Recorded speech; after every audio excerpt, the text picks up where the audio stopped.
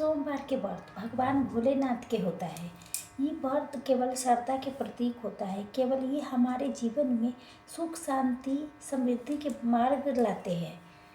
तो कहा जाता है कि जो सच्चे मन से भगवान शिव की आराधना करता है, सोमवार के व्रत करता है, उनकी कथा श्रद्धा प्रेम से सुनता है, उसका सारे दुख कष्ट बाधा दूर हो जाती है। तो भगवान शिव अपने भक्तों पर हमेशा कृपा बनाए रखते हैं। उनके जीवन के धन धान्य प्रेम खुशियों के भर देती है। तो इसलिए सोमवार व्रत कथा सुनना केवल धार्मिक होता है, आत्मा के शुद्ध करने वाला एक पावन व्रत कथा है।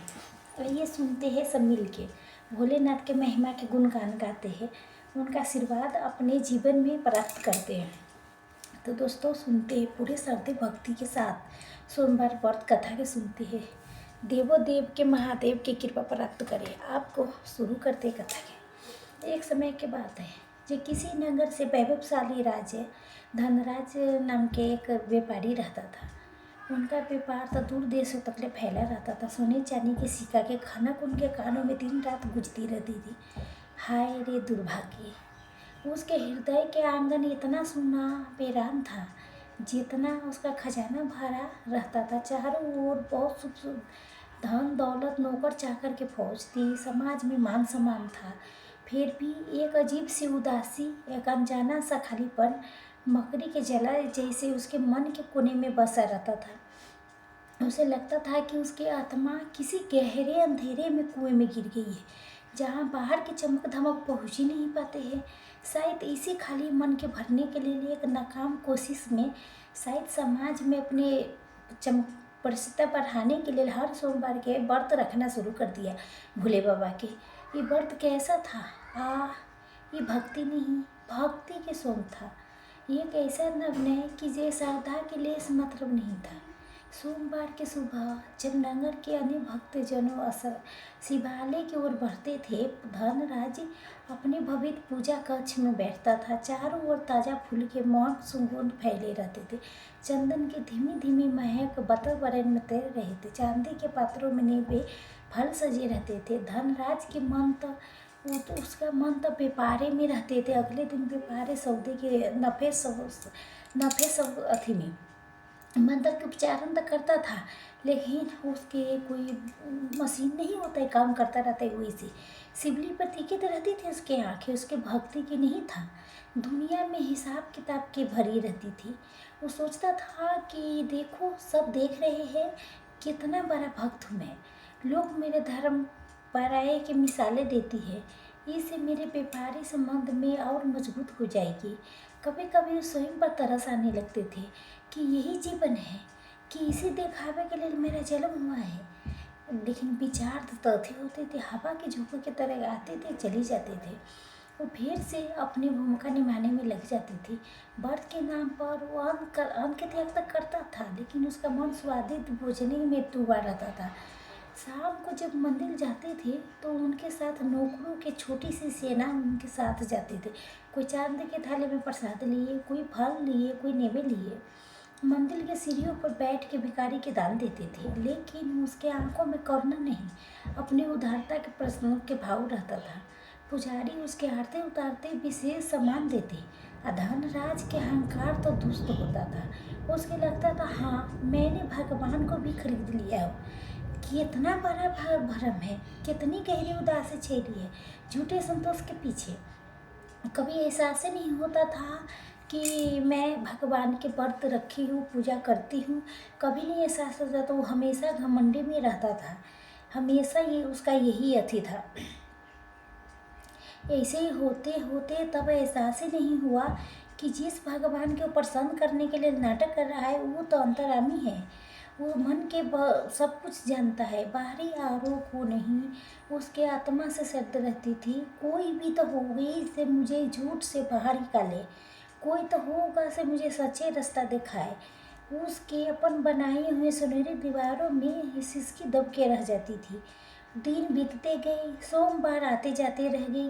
धनराज के दिखावा के व्रत एक निर्जन उलझल परंपरा बन गया था, जैसे वो ढो रहा था बिना किसी आनंद से, किसी शांत के। उसकी उदासी गहरी होती जाती थी। उसके चेहरे की रौनक दिखावट हंसी के पीछे छुपी थी। उसकी आत्मा के कुआं और गहरा हो जाती थी और अंधेरा होते जा रहे थे। फिर एक रात घनघोर वर्षा हो रही थी। बादल गरज रहे थे, बिजली गड़ रही थी, मानो प्रकृति में धनराज के भीतर मत्स्य कुल्ला के साथ दे रही थी। उस रात धनराज को नींद नहीं आ रही थी। वो अपने रेशमी बिस्तर पर करवट बदलती रह गई। उनका मन शांत था, लेकिन अतीत के भी व्यापार की चिंताएं एक अन्य अपराध को घेरे रहता था।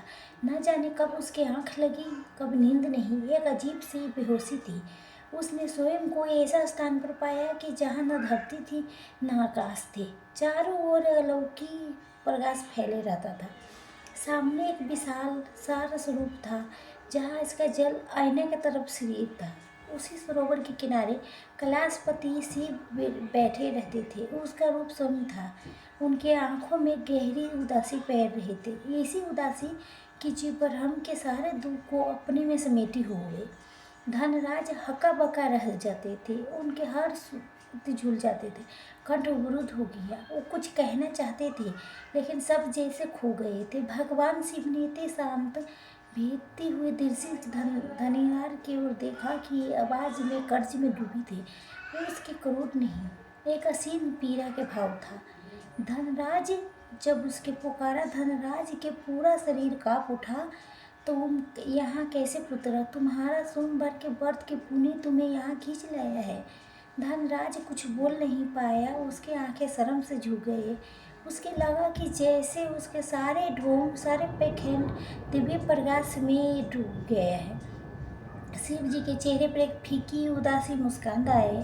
धनराज, तुम सच में व्रत करते हो क्या? केवल तुम व्रत के नाम पर वैसे ही अति कर चरणों में होता है कि अगले दिन के व्यापारी लाभ हानि में उसमें अति करता है? तो सरोवर के स्थित जल हिरोरे लेने लगा। उस जल में धनराज के अपना प्रतिबिंब दिखने लगा। मंदिर में बैठा हो, मन कहीं और भटक रहा था। भिखारियों के दान तो देता था, लेकिन चेहरा पर घृणा का भाव था। पूजा करते समय मन में अहंकार बन रहा था। एक तिरछी उसके सामने किसी भांति घूम रही थी। हर तिरछी उसके पखंड के, उसका झूठी भक्ति का, उसके खोखला जिंदगी के साक्षी था। देखो धनराज, तुम शिव जी की आवाज़ में अभी वही गही उदासी है। ये है तुम्हारा भक्ति के सच्चे, ये है तुम्हारे व्रत। क्या तुम्हें लगता है ये सूखे फूलों से, तुम दिखावे के आंसुओं से, ये खोखलो मंत्र चावल से मैं प्रसन्न होता हूँ? अरे मैं तो भाव के भूखा हूँ, प्रेम के प्यासा हूँ। तुम्हारे दौलत, तुम्हारा वैभव, तुम्हारा समाजित आत्मा, ये सब कुछ मेरे लिए निरर्थक है। अगर तुम्हारे हृदय से सच्ची श्रद्धा की कोकेन नहीं।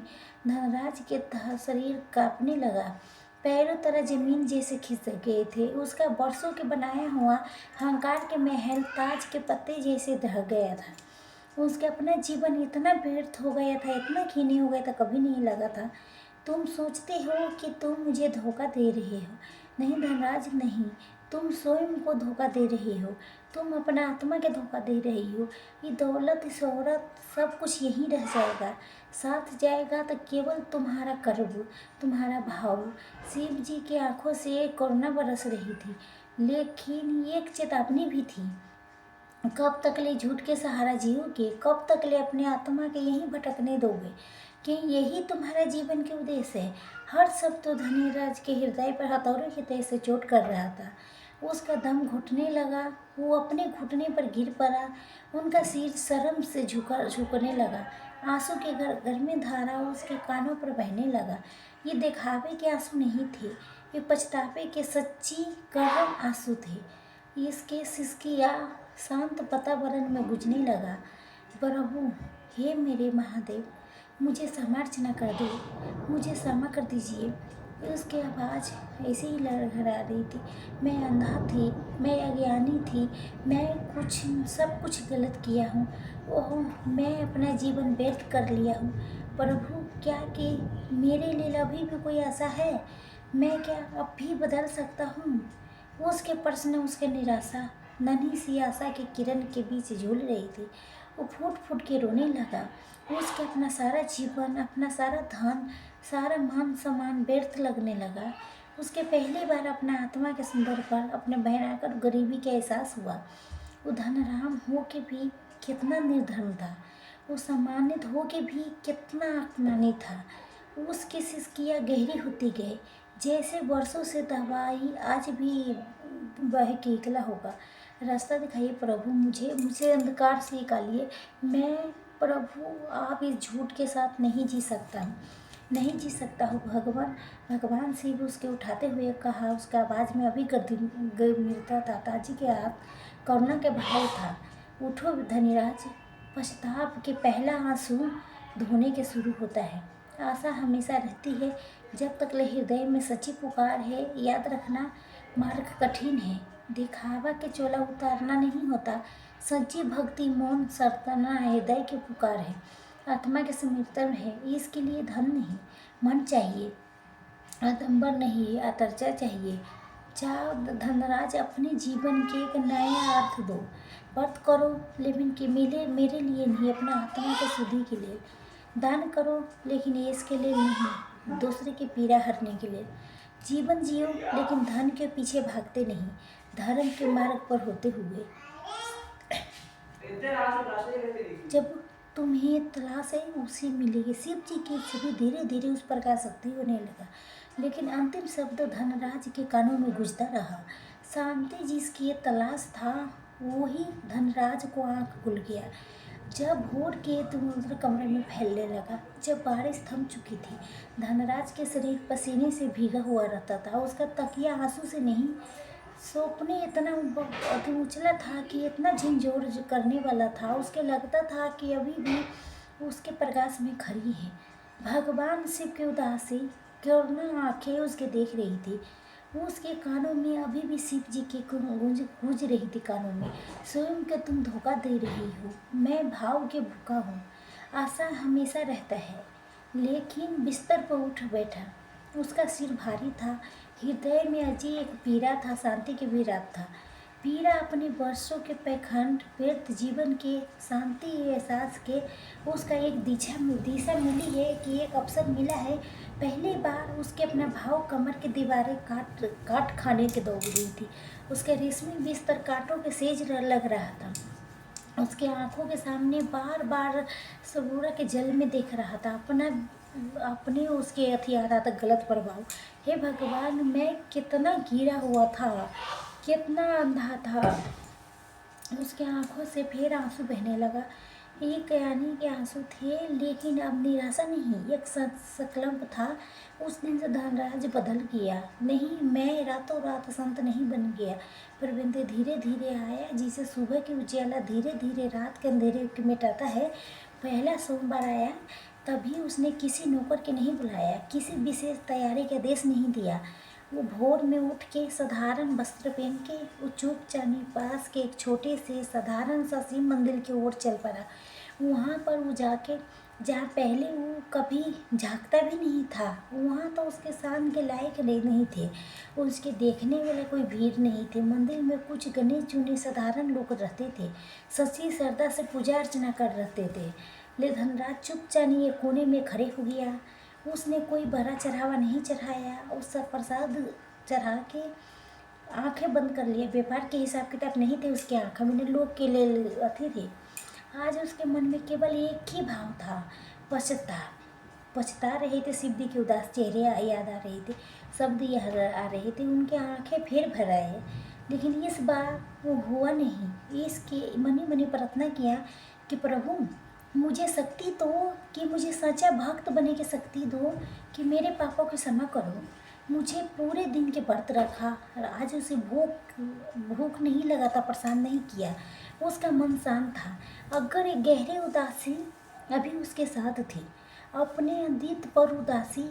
शाम को सूर्य स्वयं साधारण भोजन बना के व्रत खोला। उसने रूखा सूखा भोजन भी अमृत जैसे लगने लगा। उसमें दिखावा नहीं था, सच्चाई थी। धीरे धीरे लोगों ने बदलाव देखना शुरू किया। पहले तो उनके विश्वास ही नहीं होता था कि धनराज सेठ ये छोटे मंदिर में, जरूर कोई नया दिखावा होगा। लोगों ने के कानाफूसी करने लगा। धनराज किसी की परवाह नहीं किया, चुपचानी हर सोमवार आते थे, पूजा करता था, चला जाता था। उसने बहुत दाम देना बंद कर दिया, तब गुप्त रूप से जरूरतमंद की मदद करने लगा। बिना किसी के बताए, बिना कि इसके कामना करने लगा। उसके व्यापार करने के तरीका में बदलाव आया। अब वो केवल नफ़े के पीछे नहीं भागता था, वो सच्चाई ईमानदारी के पीछे अपना लिया था। कई पुराने साथी भी दूर हो गए थे, उसका मजाक भी उड़ाया, लेकिन धनराज अपने मार्ग पर अटल रहा। उसका जीवन अब पहले जैसे आराम तो नहीं था, लेकिन संग्रंथ बढ़ गए थे। उनके चेहरे पर एक अजीब सी शांति थी, संतोष झलक रहा था। लेकिन उदासी जो पहले उसके मन में भोजल करती थी, अभी भी थी, लेकिन आप उसकी कचौती नहीं थी। एक मार्गदर्शन की तरह उसका सही रास्ते पर बनने के लिए प्रेरणा देती थी। उसे एहसास हो गया था कि सच्ची भक्ति बाहर में नहीं होती, पवित्रता कर्मों के सुधा में होती है, हृदय की करुणा में है। उसका हृदय पवित्र हो चुका था। सपने में देखे शिव जी की उदास चेहरा अब उसका अक्सर याद आता था। अब उसमें भटकार नहीं, बल्कि एक स्वीकृति आशीर्वाद के प्राप्त भाव मिलता था। ठान लिया था धनराजी की सच्ची धन दौलत में नहीं होता है, आत्मा के संतोष में होती है। उसका धीरे धीरे कहने लगी थी, उदासी के साथ सही, लेकिन मिल रही थी सच्ची श्रद्धा के कठिन पवित्र मार्ग पर चलते हुए उसका जीवन सुधर गया। उसने स्वयं के बदल लिया था। ये बदलाव की नींव रखी थी एक सपने ने। उस सपने में देखी भगवान शिव के गहरी अर्थपूर्ण उदासी। हाँ, उसका जीवन बदल गया था। उसका रात की कहानी, उस सपने की उदासी एकदम मीठी दर्द के हमेशा उसके साथ रहने वाली थी। उसके याद दिलाती थी कि कहाँ से चला था और कहाँ जाना है। हमेशा हमेशा के लिए वो उसकी याद दिलाने के लिए उनके कहाँ से चला था और कहाँ जाना है और कहाँ मतलब पहुँचना है। हमेशा के लिए लोग भोले बाबा के चरण में चली गई है। दोस्तों, सोमवार के व्रत कथा के यहीं पर समाप्त होना है। हम कामना करते हैं कि भगवान शिव की कृपा सब पर बनी रहे। और दोस्तों, आपके जीवन में सदैव सुख शांति बना रहे, समृद्धि बना रहे। अगर जिस वीडियो पसंद आएगा तो लाइक शेयर जरूर कीजिएगा। जय महादेव बाबा जरूर लिखिएगा दोस्तों।